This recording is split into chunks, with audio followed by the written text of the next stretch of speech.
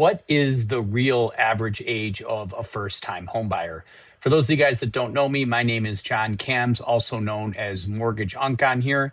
I have been a mortgage loan officer for going on 25 years. I help people every day buy, sell, and refinance homes on this app. Let's go ahead and get into this. So last year, guys, the National Association of Realtors had reported that the median age of a first-time homebuyer had jumped to 40 years old.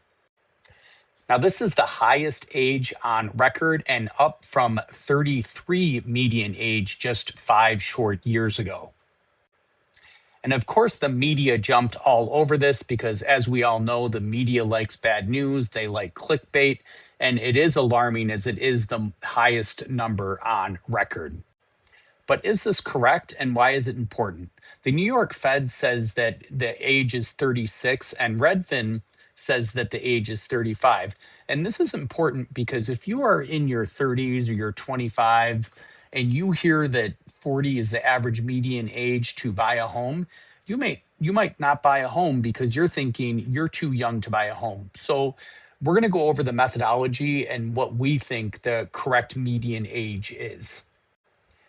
Now, it obviously makes sense that the median age of a first-time home buyer has risen because of home prices increasing and rising interest rates, but is it really as bad as NAR says?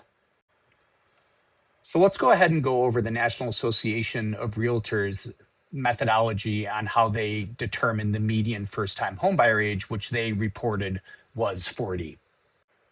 The National Association of Realtors sends out 170,000 surveys each year, to which there is only a 3.5% response rate or 6,000 responses.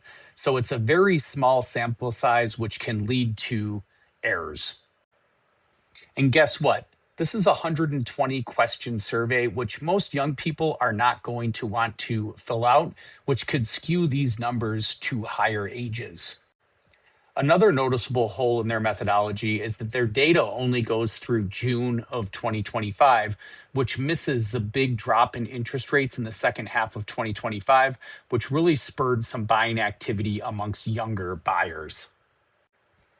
They also make no distinction as to whether you have owned in the past and rented and then owned again. They could potentially count you as a first-time home buyer.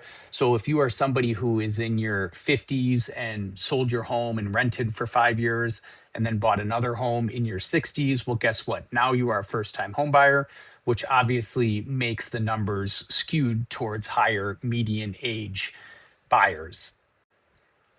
Now, the New York Fed, in comparison, has a much more robust methodology because they look at credit history to determine whether or not you are, in fact, actually a first-time homebuyer. However, it does not include cash buyers due to this fact, but most first-time homebuyers are not cash buyers, but there are arguably some first-time homebuyers that are cash buyers, which could skew these numbers in the opposite direction to lower.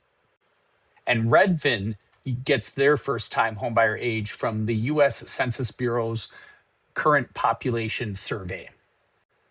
And this captures both cash buyers and those with current mortgages, so they're not double counted. Redfin identifies homeowners who have moved in the last year and asks them the reasons for doing so. And they consider somebody a first-time homebuyer if they indicated that they wanted to buy instead of rent, or if they said that they wanted to start a new household.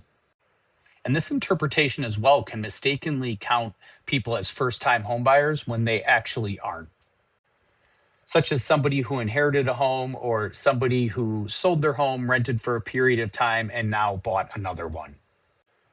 Bottom line, guys, the median age of a first-time homebuyer has risen, but it's likely closer to 35 or 36, not nearly as high as the National Association of Realtors report of 40, and that the media has latched onto and been reporting everywhere. So if you are in your 20s or your 30s, do not let this report fool you or deter you from buying. You can absolutely buy a home in your 20s and 30s, and it's oftentimes a lot easier than most people think. So I hope this helps. If you or anybody you know needs help buying, selling, or refinancing a home, hit me up. Make it a great day.